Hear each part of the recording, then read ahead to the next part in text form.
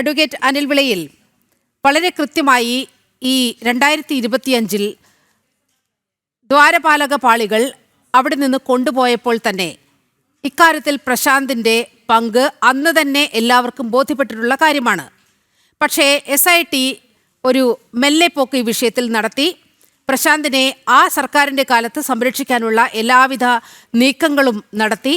ഇപ്പോൾ ഗത്യന്തരമില്ലാതെ വൈകി വന്ന വിവേകം പോലെ പ്രശാന്ത് അറസ്റ്റിലാകുന്ന സാഹചര്യമാണ് ഉണ്ടായിരിക്കുന്നത്. എന്താണ് VHP ഈ സാഹചര്യത്തെ കാണുന്നത്? സാഹചര്യം എന്ന് പറഞ്ഞാല് അനിവാര്യമായ ഒരു സാഹചര്യമാണ്. കാരണം ഭഗവാൻ അയ്യപ്പസ്വാമി എന്താണോ വിചാരിക്കുന്നത് ആ രീതിയിലേക്ക് കേസിന്റെ അന്വേഷണം മുമ്പോട്ട് പോകും. അത് SITയുടെ മിടുക്കോ ദേവസ്വം ബെഞ്ചിന്റെ മിടുക്കോ അല്ല. ഇത് അയ്യപ്പസ്വാമിയുടെ സ്വർണം മോഷ്ടിച്ചവരെ അയ്യപ്പസ്വാമി തന്നെ കണ്ടെത്തുകയും തെളിവുകൾ കൃത്യമായി ഉണ്ടാക്കി കൊടുക്കുകയും ചെയ്യുന്നു എന്നാണ് നമുക്ക് മനസ്സിലാക്കാൻ സാധിക്കുന്നത്. 2019 40 വർഷക്കാലത്തെ ഗ്യാരണ്ടിയിൽ ഉണ്ടാക്കിയിട്ടുള്ള ദ്വാരപാലക ശില്പങ്ങളാണ് ഈ പ്രശാന്തിന്റെ നേതൃത്വത്തിലുള്ള ദേവസ്വം ഭരണസമിതി മോഷ്ടിക്കാൻ ശ്രമിച്ചതും അല്ലെ അതിൽ കൂടി സാമ്പത്തിക ലാഭം ഉണ്ടാക്കാൻ ശ്രമിച്ചതും എന്ന് എല്ലാവർക്കും വളരെ വ്യക്തമായിട്ട് അറിയാം. പക്ഷേ 2019 സംഭവവുമായി ബന്ധപ്പെട്ട് ശ്രീ വാസു അല്ലെങ്കിൽ പത്മകുമാർ ഉൾപ്പെടെയുള്ളവരെ അറസ്റ്റ് ചെയ്തപ്പോൾ അന്ന് ഈ പ്രശാന്ത് നടത്തിയ ഒരു പത്രസമ്മേളനം ഇന്ന് ജനൻ TV കാണിക്കുകയുണ്ടായി. ബാക്കി മാധ്യമങ്ങളൊന്നും ആ വാർത്ത കാണിക്കുകയുണ്ടായില്ല. അന്ന് അദ്ദേഹം പറഞ്ഞെന്താണ്? അയ്യപ്പസ്വാമിയുടെ ഒരു തരി പൊന്നെങ്കിലും നഷ്ടപ്പെട്ടിട്ടുണ്ട് എങ്കിൽ അത് ആരാണ് മോഷ്ടിച്ചതെങ്കിലും അവരെ കണ്ടുപിടിക്കുകയും അവരെ ശിക്ഷിക്കുകയും വേണമെന്നാണ് അദ്ദേഹം പറഞ്ഞത്. ആ വാക്ക് അദ്ദേഹത്തിന് തന്നെ അറം പറ്റി എന്നുള്ളതാണ് ഇന്നത്തെ സംഭവ വികാസങ്ങൾ കാണിക്കുന്നത്. ഈ കേസിന്റെ നാൾവഴികൾ പരിശോധിക്കുമ്പോൾ ഇതിനകത്ത് കൃത്യമായ ചില ആസൂത്രണങ്ങൾ നടന്നിട്ടുണ്ട് എന്ന് എല്ലാവർക്കും മനസ്സിലാക്കാൻ സാധിക്കും. കാരണം എന്താണ്? 2019 പത്മകുമാറിന്റെയും വാസുവിന്റെയും നേതൃത്വത്തില് കിലോ കണക്കിന് സ്വർണം അവിടുത്തെ കട്ടളവാതിലുമായി ബന്ധപ്പെട്ട് കടത്തി പൈസ ഉണ്ടാക്കി എന്നുള്ള വിവരം ഈ പ്രശാന്തിന് കൃത്യമായി അറിയാൻ സാധിച്ചു.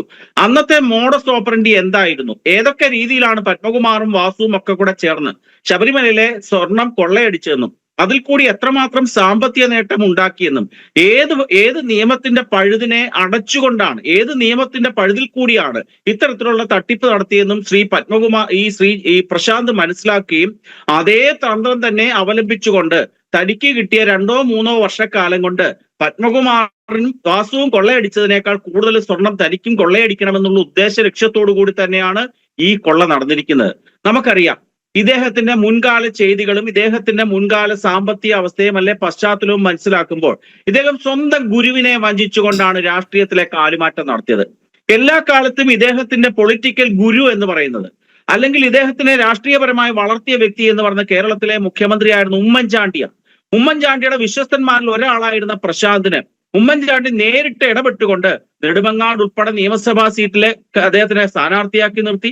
ആ സ്ഥാനാർത്ഥിത്വം കിട്ടിയെങ്കിലും അദ്ദേഹം തോറ്റുപോയി. ദിവസങ്ങൾ കഴിഞ്ഞ് ഇടതുപക്ഷ സർക്കാർ അധികാരത്തിൽ കയറിയപ്പോൾ അദ്ദേഹത്തിനെ പിന്നീട് കാണുന്നത് എവിടെയാണ്? ഇടതുപക്ഷത്തിന്റെ പാളയത്തിലാണ്. CPM-ന്റെ നേതാവായിട്ടാണ് അദ്ദേഹം വരുന്നത്. എന്താണ് അദ്ദേഹത്തിന് വാഗ്ദാനം ചെയ്തത്? ദേവസ്വം ബോർഡിന്റെ പ്രസിഡന്റ് സ്ഥാനമാണ്. ഈ കാലുമാറി വന്ന സ്വന്തം രാഷ്ട്രീയ ഗുരുവിനെ വഞ്ചിച്ച ഈ മനുഷ്യൻ അയ്യപ്പസ്വാമിയെ വഞ്ചിക്കത്തില്ലെന്ന് നമുക്ക് പറയാൻ സാധിക്കുമോ?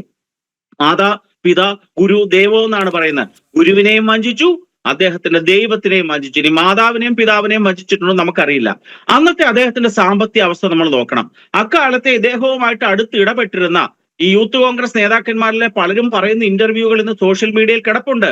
ഒരു ഗതിയുമില്ലാതെ നടന്നിരുന്ന വ്യക്തിയാണ്. അഡ്വക്കേറ്റിന്റെ വാലൊക്കെ അദ്ദേഹത്തിന്റെ പേരിനോടൊപ്പം ഉണ്ടെങ്കിലും കോടതി കാണുമോ, കോടതിയിൽ പോയി ആർക്കെങ്കിലും വേണ്ടി ഒരു വക്കാലത്ത് ഇടുക പോലും ചെയ്തിട്ടില്ല എന്നാണ് ഞാൻ മനസ്സിലാക്കുന്നത്. പക്ഷേ 25,000 രൂപ ഓണറേറിയം മാത്രം കൈപ്പറ്റുന്ന പ്രശാന്തിന്റെ ഇന്നത്തെ സാമ്പത്തിക അവസ്ഥ നമ്മൾ നോക്കൂ. ദേവസ്വം ബോർഡിന്റെ പ്രസിഡന്റ് ആയാലും 25,000 രൂപ ഓണറേറിയമേ ഉള്ളൂ. പിന്നെ ഒരു ഇന്നോവ കാർ ചിലപ്പോൾ കിട്ടും, ചിലപ്പോൾ ഒരു പേഴ്സണൽ അസിസ്റ്റന്റിനെ കിട്ടും. ഇതിൽ കൂടുതലൊന്നും കിട്ടത്തില്ല. ഈ 2-3 വർഷക്കാലം കൊണ്ട് 25,000 രൂപ വെച്ച് മേടിച്ച ഒരു വ്യക്തിയുടെ സാമ്പത്തിക അവസ്ഥയാണോ ഇന്ന് അദ്ദേഹത്തിനുള്ളത്? അത് കൃത്യമായിട്ട് ശബരിമലയെ ചൂഷണം ചെയ്തുകൊണ്ട് കൊള്ളയടിച്ചുകൊണ്ട് പൈസ ഉണ്ടാക്കിയതാണെന്ന് ഏത് കൊച്ചുകുട്ടിക്ക് പരിയാഹാരം കഴിക്കുന്ന ഏത് മലയാളിക്കും കൃത്യമായി മനസ്സിലാക്കാവുന്ന വസ്തുതയാണ്. പക്ഷേ നമ്മളുടെ ഇന്നത്തെ ചോദ്യം എന്താണ്? ഇത് പ്രശാന്തിലും അജികുമാറിലും മാത്രം അവസാനിക്കുമോ എന്നുള്ളതാണ് പ്രധാനപ്പെട്ട ചോദ്യം. ഒരിക്കലും അവസാനിക്കില്ല. ഇത് മറ്റു പലരിലേക്കും എത്തും. ഇത് സ്പെഷ്യൽ ഇൻവെസ്റ്റിഗേഷൻ ടീം കൃത്യമായിട്ടും അയ്യപ്പ ഭഗവാനെ ചതിക്കാതെയും അന്വേഷണം നടത്തുകയാണെങ്കിൽ ഇത് കടകംപള്ളി സുരേന്ദ്രനിലേക്കും അതിന്റെ മുകളിലുള്ള ചില കാരണഭൂതന്മാരിലേക്കും ഈ കേസിന്റെ അന്വേഷണം കൃത്യമായി പോകും.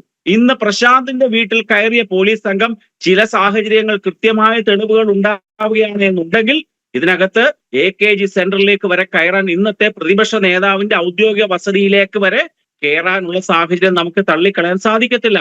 അതുകൊണ്ടാണല്ലോ കടകംപള്ളി സുരേന്ദ്രൻ രമേശ് ചെന്നിത്തലയുടെ വീട്ടിലേക്ക് പാഞ്ഞു കയറി പോയതിന്റെ ചിത്രങ്ങളും വീഡിയോകളും ഇന്ന് സമൂഹ മാധ്യമങ്ങളിലും TV മാധ്യമങ്ങളിലും കിടപ്പുണ്ട്. എന്തിനാണ് അദ്ദേഹം അവിടേക്ക് പോയത്? അത് വളരെ കൃത്യമാണ്. തന്നെ രക്ഷിച്ചോളൂ, പ്രശാന്ത് ഉൾപ്പെടെയുള്ള ആൾക്കാരെ ബലിയാടാക്കിക്കൊണ്ട് SITയുടെ അന്വേഷണം അവസാനിപ്പിക്കണം, അതിന്റെ മുകളിലേക്ക് പോകരുത് എന്നുള്ള ഒരു ഒത്തുതീർപ്പ് ഇതിനകത്തുണ്ട്. അജികുമാർ കായംകുളം സ്വദേശിയാണ്. ഇവിടെ ജനം TVയിൽ ഉൾപ്പെടെയുള്ള ചർച്ചകളിൽ ഇന്ന് ഈ ചർച്ചയിൽ പങ്കെടുക്കാൻ പോകുന്ന ജയചന്ദ്രൻ മാസ്റ്റർ ഉൾപ്പെടെയുള്ള ആൾക്കാരുമായിട്ട് ഞാൻ വെല്ലുവിളി നടത്തിയിട്ടുള്ളതാണ്. ശ്രീ അജികുമാർ എന്ന് പറയുന്ന CPIയുടെ നേതാവിന്റെ നിലവിലെ സാമ്പത്തിക അവസ്ഥയെ പറ്റി കൂടി അന്വേഷിക്കണം. ഈ ഉണ്ണികൃഷ്ണൻ പോറ്റിയുമായിട്ട് അവിഹിതമായിട്ടുള്ള സാമ്പത്തിക ഏർപ്പാടുകൾ ഇയാൾക്കുണ്ടായിരുന്നു. അജികുമാറിന്റെ താമസ സ്ഥലത്ത് 3 വീടുകളാണ് ഉണ്ണികൃഷ്ണൻ പോറ്റി ആൾക്കാർക്ക് സ്പോൺസർ ചെയ്ത് വെച്ചു കൊടുത്തത്. ഇദ്ദേഹത്തിന്റെ കുടുംബക്ഷേത്രമോ സമുദായ ക്ഷേത്രത്തിന്റെ പുനർനവീകരണ പ്രവർത്തികളും ഈ ഉണ്ണികൃഷ്ണൻ പോറ്റിയാണ് നിർവഹിച്ചത്. എന്തിന്റെ പ്രത്യുപകാരമാണ്? കൃത്യമായ രീതിയിൽ ബിസിനസ് ചെയ്യുകയും കൃത്യമായ ഇടപാടുകൾ നടത്തുകയും ചെയ്യുന്ന വ്യക്തികളാണ് എങ്കിൽ ലക്ഷക്കണക്കിന് രൂപ മുടക്കി എന്തിന് 3 വീട് വെച്ചു കൊടുത്തു, എന്തിന് ക്ഷേത്രം നവീകരിച്ചു കൊടുത്തു? ആ ചോദ്യങ്ങളിലേക്ക് പോകണം. ശ്രീ അജികുമാർ CPIയുടെ നേതാവായി ഇരിക്കുന്ന കാലഘട്ടത്തിൽ ഈ CPIയുടെ പാർട്ടി അച്ചടക്ക സമിതി ഇദ്ദേഹം അഴിമതിക്കാരനാണ് എന്ന് വളരെ വ്യക്തമായ റിപ്പോർട്ട് സമർപ്പിച്ചിട്ടുള്ളതാണ്. ആ അഴിമതിക്കാരനാണെന്ന് സ്വന്തം പാർട്ടി പോലും കണ്ടെത്തിയ ഒരു വ്യക്തി പിന്നീട് നമ്മൾ കാണുന്നത് എന്താണ്? ദേവസ്വം ബോർഡ് അംഗമായിട്ടാണ് കാണുന്നത്. അങ്ങനെ ഈ പ്രശാന്തും അതേപോലെ തന്നെ കള്ളന്മാരെ കാവലേൽപ്പിക്കുന്ന ഒരു നയമായിരുന്നു കേരളത്തിലെ ഇടതുപക്ഷ സർക്കാരിന്റെ കാലത്ത് ദേവസ്വം ബോർഡുകളുടെ ഈ ചുമതലക്കാരുടെ നിയമനത്തിൽ കാണാൻ സാധിക്കുന്നത്. അതുകൊണ്ട് പ്രശാന്ത് തുടക്കം തൊട്ട് ഞാനൊന്നും അറിഞ്ഞില്ലേ രാമനാരായണൻ എന്ന് ജപിച്ചുകൊണ്ട് വന്ന പ്രശാന്ത് ഇന്നലെ തന്നെ അദ്ദേഹത്തിന് രോഗം മനസ്സിലായി. എന്താ മനസ്സിലായത്? താൻ അറസ്റ്റ് ചെയ്യപ്പെടും, തന്നെ അറസ്റ്റ് ചെയ്യും. അതിന്റെ ഭാഗമായിട്ട് ഇന്ന് പോലീസ് അദ്ദേഹത്തിന്റെ വീട്ടിൽ ചെല്ലുന്നതിന് മുമ്പ് തന്നെ അദ്ദേഹം ഫേസ്ബുക്കിൽ ഒരു പോസ്റ്റ് ഇട്ടിരുന്നല്ലോ. എന്താണ് ആ പോസ്റ്റിലെ? പേടിച്ചാണ് അദ്ദേഹം ആ പോസ്റ്റ് ഇട്ടിരിക്കുന്നത്. ഇതൊക്കെ ഞാനൊന്നും അറിഞ്ഞില്ലേ, എന്റെ ഭാഗത്തൊരു തെറ്റുമില്ലേ, എന്നെ കുരുക്കുകയാണ് എന്ന് പറഞ്ഞു. പക്ഷേ EP ജയരാജൻ, CPMന്റെ ഉന്നത നേതാവായിട്ടുള്ള EP ജയരാജൻ ഇന്ന് പത്രമാധ്യമ പ്രവർത്തകരോട് പറഞ്ഞ എന്താണ്? ഇത് കൃത്യമായ ഒരു അന്വേഷണമാണെന്ന രീതിയിലാണ് അയാൾ പറഞ്ഞിരിക്കുന്നത്.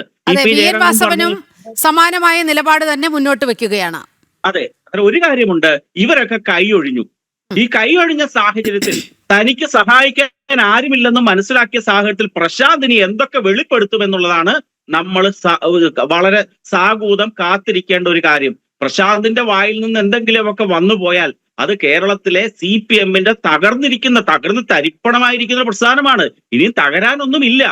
ആ തകരാനില്ലാത്തതിന്റെ അവസാനത്തെ അന്ത്യകൂദാശയം, അവസാനത്തെ ആണിയും അടിക്കാൻ ഈ സംഭവങ്ങൾ കാരണമാകുമെന്നുള്ളതാണ് എനിക്ക് തോന്നുന്നത്. അമ്പന്മാരിലേക്ക് തന്നെ ഇത് പോകും. അന്നേരം സ്വന്തം ഗുരുവിനെ തട്ടിച്ച ആ വ്യക്തി സ്വന്തം ദൈവത്തിനെ പോലും തട്ടിച്ച ഒരു വ്യക്തിയാണ്. ഒരു മാന്യനായിട്ട് ചമയുകയാണ് അദ്ദേഹം. അല്ലാതെ അദ്ദേഹത്തിന് യാതൊരു ഇന്റഗ്രിറ്റിയും ഉള്ള വ്യക്തി അല്ല ഈ പ്രശാന്ത് അജികുമാർ.